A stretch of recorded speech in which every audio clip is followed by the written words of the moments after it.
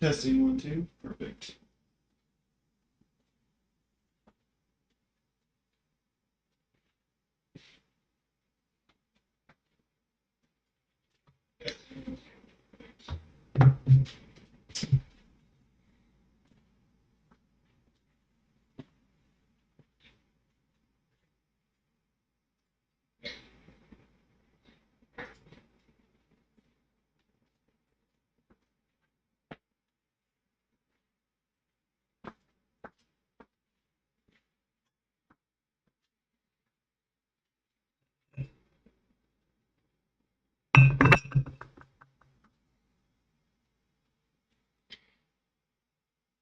Welcome everyone to another coffee tasting. I'm your host Aaron Taylor, and today we are tasting the Brazil Fazenda Catanduva. This is a really delicious coffee. This is one of my favorites amongst the reserve coffees that we serve at Starbucks. It is a really good, smooth, well-balanced coffee. We're getting notes of graham, hazelnut, and a dark chocolate fudge flavor. And so with that hazelnut bright sweetness with the dark chocolate fudge, it really gives us a really nice balanced cup of coffee. And also the story that is provided to us with this coffee is amazing, and it just goes to show what dedication and time can give to us. So for those of you who are joining me for the first time, welcome. It is an honor to have you guys join me for this coffee tasting. And for those of you who are returning, welcome back. It is an honor to have you back on this channel. Uh, just to expand our knowledge. It's really important. So for those of you who are new to this channel, I like to brew my coffee 3 different ways. I like to brew it on a pour over, a Chemex, and a French press. And that way we get to explore the different flavor notes that we get from each different brewing method, because different amount of oils and different amount of sediment is going to make its way into our cup of coffee depending on the brewing method. And those oil levels and sediment levels are going to impact the flavor of the coffee.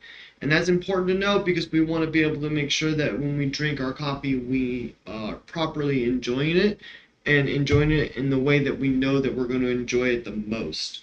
And so that's why I do this, is so that we can learn the most that we can about our coffee and just really explore uh, the different flavor notes that we get from the different methods. So when I do a pour over in a Chemex, we start the first pour off, and it's called a bloom. And so what the bloom does is it allows the air in between each of the individual grinds to rise to the surface. And when it rises to the surface, we're allowing it to brew at the proper pace.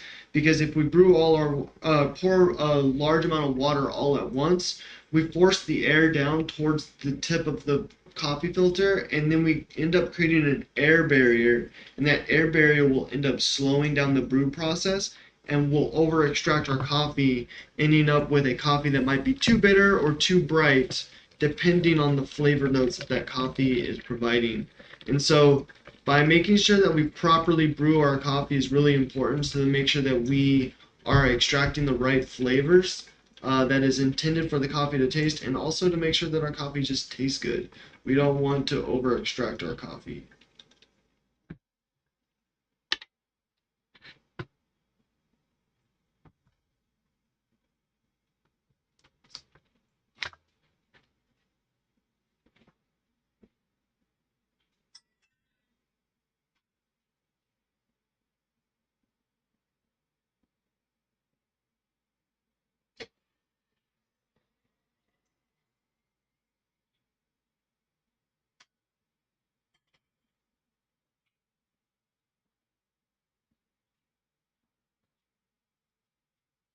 So with this particular cup of coffee, because we are getting some hazelnut notes in this cup, we are going to get a little bit more of a brighter, almost woodsy flavor from the pour over. And with the Chemex, we're going to end up with a more of we're going to get more of those chocolate notes, but we're still going to get a decent amount of those bright hazelnut notes.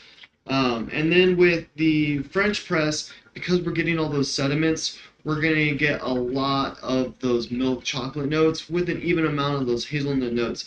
So out of these different brewing methods, the French press is most likely going to be the more balanced out of the three, while the Chemex will be the second most balanced. But the reason why we do this is to learn about the different flavor notes and just to really learn what we prefer ourselves. So while I might prefer the French press, someone else might prefer the pour over, and that is okay because we all like different flavors.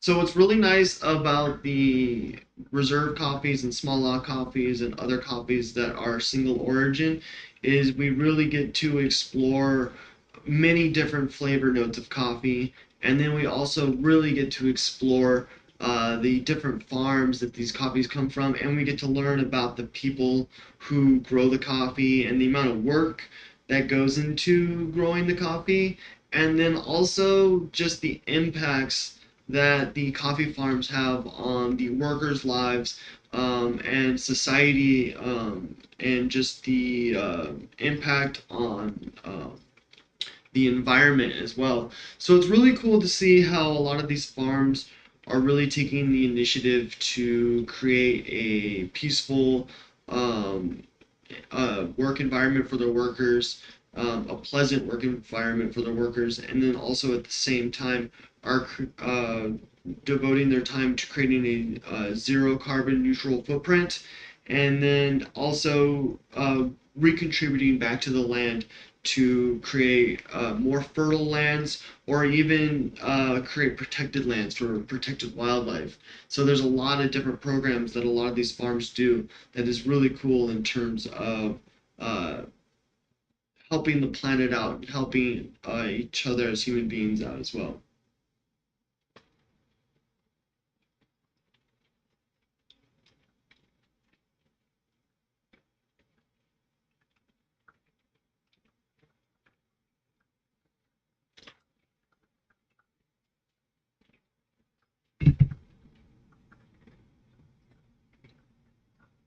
That's perfect. Okay, so while we wait for the Chemex to finish brewing, we are going to taste the pour over.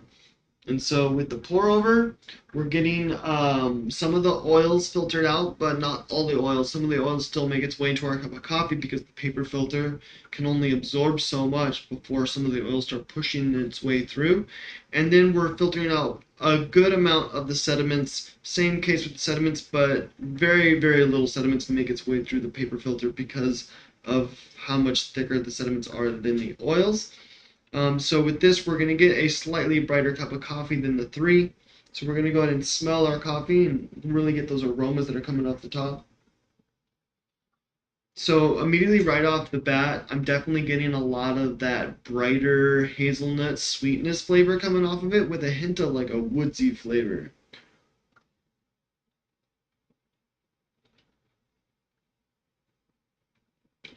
Yeah, so this cup of coffee on the pour over is definitely we're getting a lot of the bright hazelnut woodsy flavors on the sides of our tongue, and then we're getting a little bit of that milk chocolate or the chocolate fudge flavor towards the back of our tongue.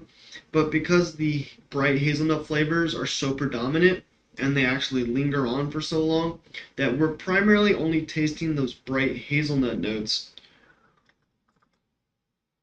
It's a really good cup of coffee. It has a little bit of a woodsiness to it as well, but primarily those hazelnut flavors are coming out on the side. And so if you like a if you're a big fan of hazelnut or a slight woodsy flavor to your coffee, the pour over is definitely a really good way to brew that particular cup of coffee. And then a lot of people ask me, what's the best way to brew coffee? And I don't think there is a best way to brew coffee. It's all about what you prefer, what flavor notes you're going for, and then also making sure that you actually brew what brewing method you're using properly as well to make sure that we are extracting the right flavors. And there's two reasons why I think extracting the right flavors is really important. One thing is just so that you can properly enjoy your cup of coffee. And the second thing of making sure you properly brew your coffee is just to pay tribute to the farmers who grow this coffee, because a lot of work goes into making a single plant, and then a lot of uh, beans. It takes a lot of beans to make a single pound of coffee, and so the amount of work that goes into just making a single bag of coffee is enormous. And for us to accidentally misbrew, even if it's half the bag, accidentally misbrewing it, that's a lot of hard work that's essentially being thrown away just because we miscalculated the amount of water or miscalculated the grind, and or even just forgot about it and let it brew too long. And so it's very important to make sure that we brew our coffee so that we enjoy our coffee, and then we're also paying tribute to the people who grew the coffee and all the work that they put into making it to our table. And so that we're tasting the flavor notes that they want us to taste, because all the different practices that they choose, their drying methods, their wash methods, all those processes, what they put into the dirt, whether it's shade grown or not shade grown, those are all different choices that the farmer makes in order to get certain qualities out of the cherry. And then with those certain qualities of the cherry, um, and then the processing methods, they're looking to acquire certain flavors. And then when we get to the roasting plant, then we roast it to bring out those specific flavors that they're tailored to create. And so if we're not properly getting those flavors that this coffee is tailored to provide, then we're just doing a disservice to all the work, all the different steps that it took its way to get to our table. We're doing a disservice to all that because we messed it up at the last step. So brewing our coffee is important for self-enjoyment and also paying tribute to all those people who put work into making this coffee to our table. So now we're going to taste the French press. With the French press, we're getting the full amount of sediments and the full amount of oils, and so we're going to get a really full body cup of coffee. The flavors are going to be robust, and we're going to really taste it all. This is one of my favorite brewing methods. So immediately right off the bat, when I'm smelling the French press, I'm getting a lot of those darker, bitter milk chocolate or the fudge notes, and so yeah, already right off the bat, much darker in scent.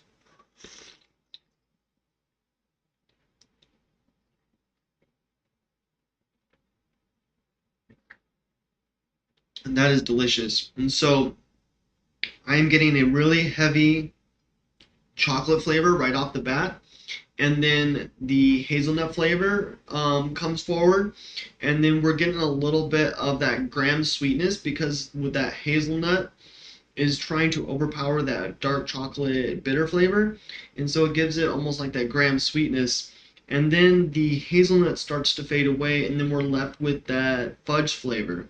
So the fudge flavor pretty much stays with us the entire time, that bitter chocolate flavor.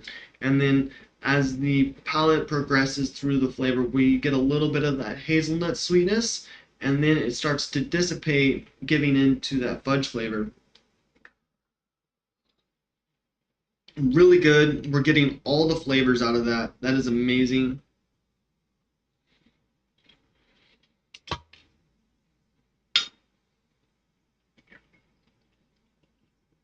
All right. So now we're going to taste the Chemex. With the Chemex, this is a triple paper filter. So the triple paper filter is going to allow us to absorb more of those oils, taming down that oil level, allowing us to taste more of those milk chocolate notes, which is why this is going to give us a little bit more of a balanced cup of coffee.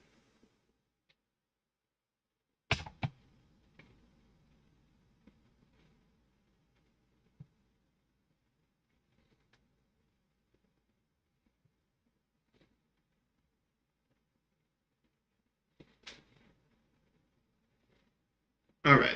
So first we're going to smell it. So Immediately right off the bat, we're definitely getting a little bit more of that bright scent that we got from the pour over. Those bitter notes, the darker chocolate notes aren't coming off as much, but it definitely doesn't smell as bright as the pour over did. So we're not getting as much of that bright hazelnut sweetness aroma coming off the top.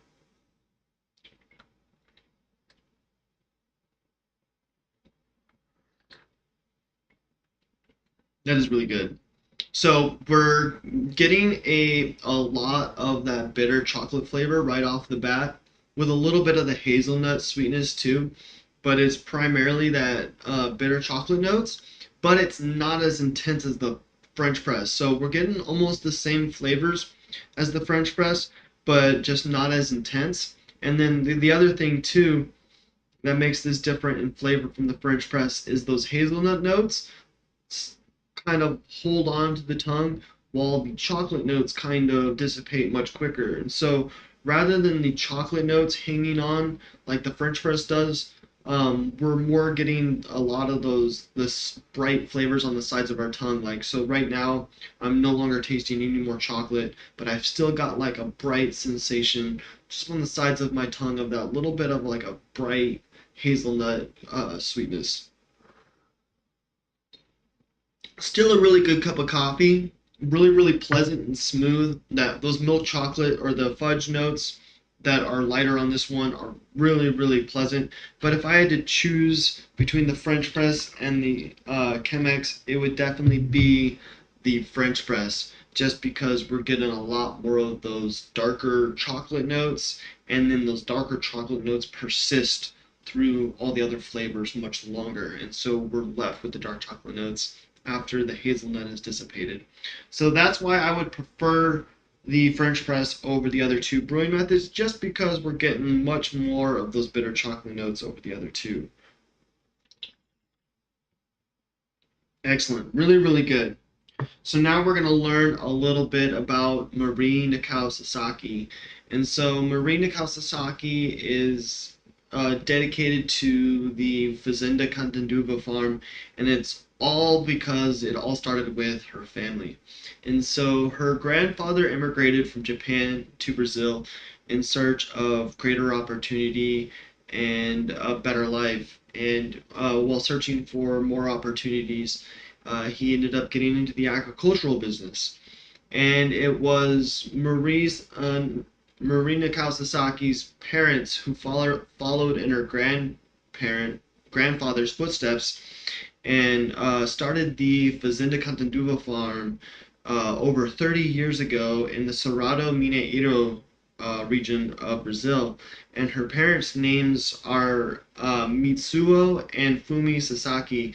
And so the farm started with their parents over 30 years ago, and they just recently handed the farm down to their children, and Marina Kawasaki is all dedicated to the administrative side of the business on the farm. So she's in charge of sustainability, um, productivity, uh, worker livelihood, and making sure that the workers are happy. And then she's also dedicated to certification. And so what's really cool about this farm is all the different certifications that it has. It's certified with the UTZ, the National Rainforest certification, also certified through Starbucks and Espresso, and many other certifications that just certify them as uh, like fair wage, equal labor, equal rights, what they do for the environment, and the soil preservation. So there's many things that Marina Kawasaki oversees and that she works on to make sure that the farm is running at high quality, providing the best beans that they have, and also at the same time taking care of the workers and the community and the environment. And this is all product of a 30-year investment of a man who moved from Japan. And so it's really important to learn about Marina Kawasaki's story and the story of her family, because it just goes to show what a dedication to a long-term investment can yield. And so Marie Nakao Sasaki's grandfather, he made a brave move to a country he didn't know and get into a profession that he might not have been extremely comfortable in, and he just put in dedication and hard work, and it led to his kids to start their own farm at the Fazenda Catanduva in the Cerrado Mineiro region, and that product, through their hard work and perseverance, uh, created a farm that is actually producing coffee and is able to uh, mass sell it to the people here who drink Starbucks coffee. And so what that does is it's creating a foundation for the children and their children's children and future generations to keep this going, to where that they have this system in place to provide not just for themselves but for the community and the environment around them, because their farm not only provides for themselves, but it provides for other families, for all the people who end up working on the farm. And so these kinds of farms and the fact that they are directly in work with companies like Starbucks and not going through a third party distributor is really important, because it really helps these communities grow and build, and it just shows what a 30-year brave investment of a man moving from Japan in search of a better life can really do, if you stay dedicated to the goal and really invest not in yourself, but invest in your children and your children's children, to make sure that Marie Nakao Sasaki and her brother Alfredo and her sister Claudia really thrive and really grow and have a lot to give back to the community there in Brazil. And just, I hope that they inspire other people to make the movements that they have made in terms of uh, employee investment and investment in the culture and environment. So really cool. That's what this coffee means, and the reason why we do these coffee tastings is to learn these stories. If you guys enjoyed today's coffee tasting, go ahead and hit the link down below. That is going to be a list of videos of past coffee tastings, and the link above is just going to be a video that YouTube thinks you might like. Thank you guys. I hope you guys enjoyed. Have a great day.